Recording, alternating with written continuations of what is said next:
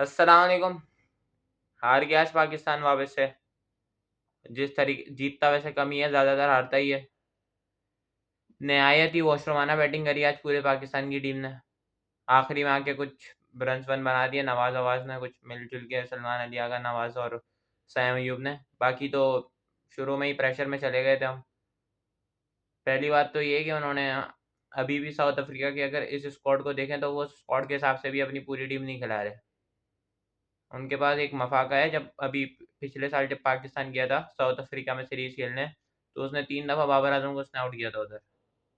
तो बॉलर वो भी अच्छा है। वो भी 150 के पेस पे वो भी बॉलिंग कर लेता है। तो अगर उसको खिला दिया वो कॉर्बिन बॉस्ट और ये नंदे बर्गर, तो ये तीनों मिलके तो फिर पाकिस्तान जो आज 269 तक पहुंचा है, ये फिर अगले मैच में 150 पे आउट होंगे अगर उसको भी खिला दिया। ये पूरा फुल बॉलिंग अटैक होगा स्क्वाड के हिसाब से। तो अभी पाकिस्तान ने तो आज बहुत ही कोई गंदे तरीके की थर्ड क्लास बैटिंग करी है। शुरू में ही फ़खर जमान अजीब शॉर्ट बॉल उनको करी थी। 3 बॉलें खेली, 0 पे आउट हुए। सीधी सी शॉर्ट बॉल थी, उनसे खेली नहीं गई, उनका ग्लव्स लगा, कीपर के हाथ में कैच हो गया। उसके बाद बाबर आजम आए। पहली बॉल पे थोड़े से अच्छे लगे थे। पहली बॉल पे उन्होंने अपनी पैड के ऊपर से इधर से फ्लिक करा था। उसके बाद अजीब सी इनिंग्स खेली उन्होंने। 13 बॉलें खेली, 11 रन बनाए। अजीब ही कुछ अजीब सी इनिंग्स थी उसमें। कमेंटेटर्स भी उनकी टेक्निक के बारे में बोल रहे थे कि टेक्निक में कुछ मसाइल हैं। इतने मतलब वो बाहर की बॉल को, बॉडी से अवे की बॉल को वो टच कर रहे हैं, मतलब गलत तरीके से टच कर रहे हैं। मतलब बॉडी से अवे बैट अपना लेके जा रहे हैं। लीव करनी चाहिए वैसे तो। उनके साथ पता नहीं क्या मसाइल आते हैं। उनकी भी कोई परफॉर्मेंस नहीं आ रही है। लोगों ने बोलना शुरू कर दिया था कि ही इज़ बैक, लेकिन कोई मुझे तो मैंने पहले भी बोला था कि कोई मुझे ऐसा नहीं लगा था कि वो बैक हुए हैं। क्योंकि अभी जब तक सेंचुरी नहीं आएगी और कंसिस्टेंट परफॉर्मेंस नहीं करेंगे वो, तो तब तक ये कहा नहीं जा सकता कि वो अपनी फॉर्म में वापस आ गए। खैर बहुत ही गंदी और बेकार बैटिंग करी आज उन्होंने भी। उसके बाद मोहम्मद रिजवान आए। वो उनका तो समझ में नहीं आया। बीच में वो भी अटक गए थे कि बॉल को लीव करना है या खेलना है। उन्होंने यूं करा, एज निकल गया। बहुत ही अजीब कोई गंदे तरीके का एज निकला था। रिजवान एक तो खेलते भी कुछ ऐसे तरीके से हैं, टेक्निक उनकी मुझे आज तक कभी समझ में नहीं। फिर भी रन वन बना लेते हैं वो, लेकिन आज वो भी नहीं चल पाए। उसके बाद सलमान अली आगा ने और सैम अयूब ने अपनी एक पार्टनरशिप लगाई। पार्टनरशिप लगी, शायद 100 रन या 90 रन की पार्टनरशिप लग गई थी।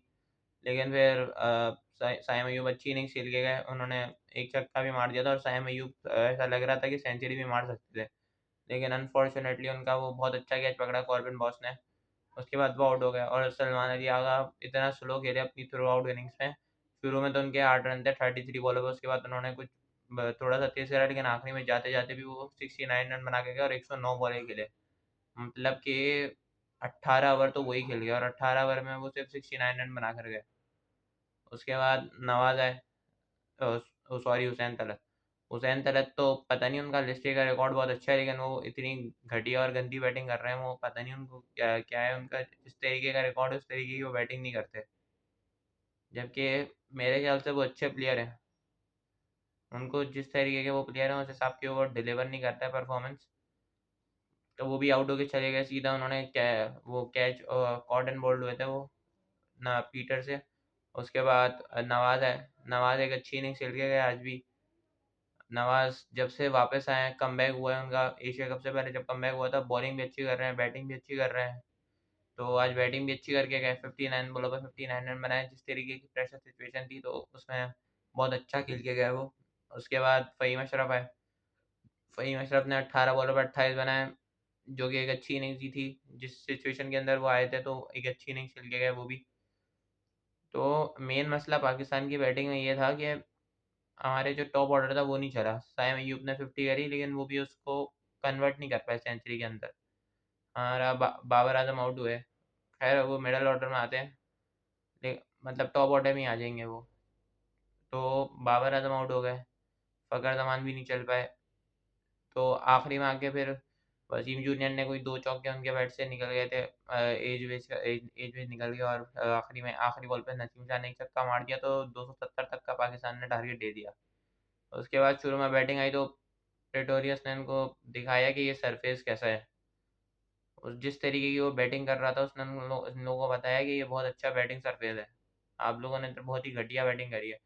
क्विंटन डिकॉक ने उनके साथ पार्टनरशिप लगाई, फिर वो जब तक शाहीन और नसीम शाह बॉलिंग कर रहे थे कोई पाकिस्तान को विकेट नहीं मिली।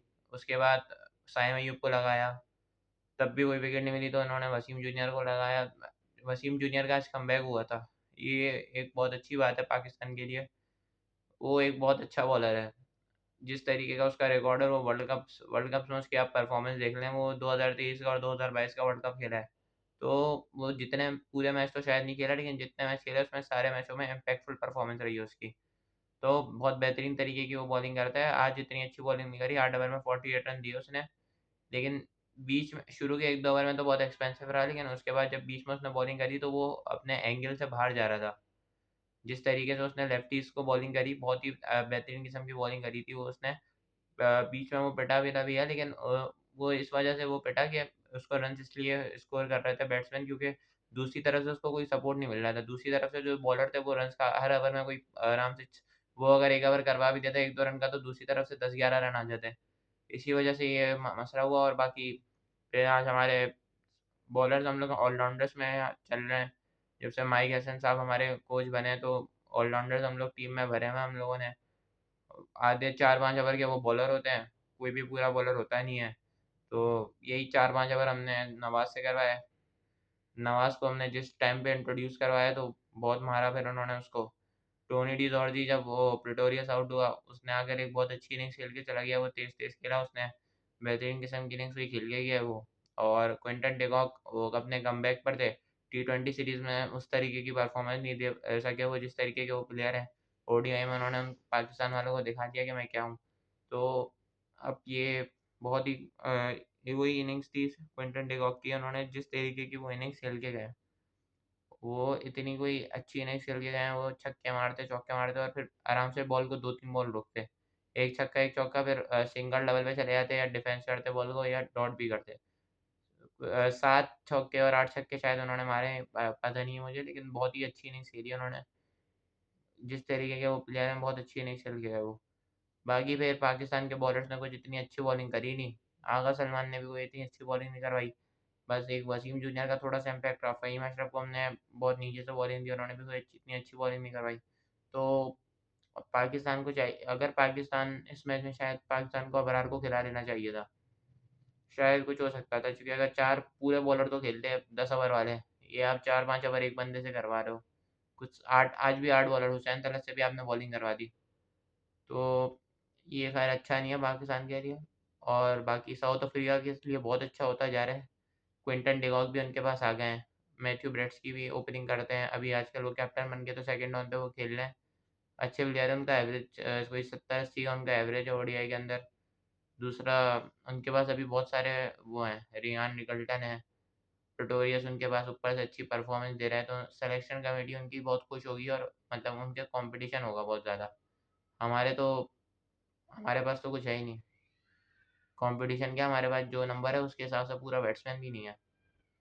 तो ये देखने की ज़रूरत है पाकिस्तान को। देखेंगे तो खैर नहीं, 4-5 साल से ऐसे ही चल रहा है, ज़लील होते रहते हैं और होते रहेंगे। खैर ये तो साउथ अफ्रीका की कोई इतनी अच्छी टीम भी नहीं थी, अभी तो हार गया पाकिस्तान। खैर अब अभी थर्ड ओडीआई या फाइनल होगा, लगता नहीं है मुझे जीतेगा। और बाबर आजम अपने कोई मुझे अभी जिस तरीके की आज वो इतनी बहुत ही अजीब तरीके की नहीं खेल के गए, उनके बॉल से मिडल होना मुश्किल हुआ था। तो मुझे लगता नहीं है कि वो कम बैक कर पाएंगे। तो अब देखते हैं, परसों है अब कल मैच, देखते हैं क्या होता है। चलते हैं जब तक के लिए, अल्लाह हाफिज़।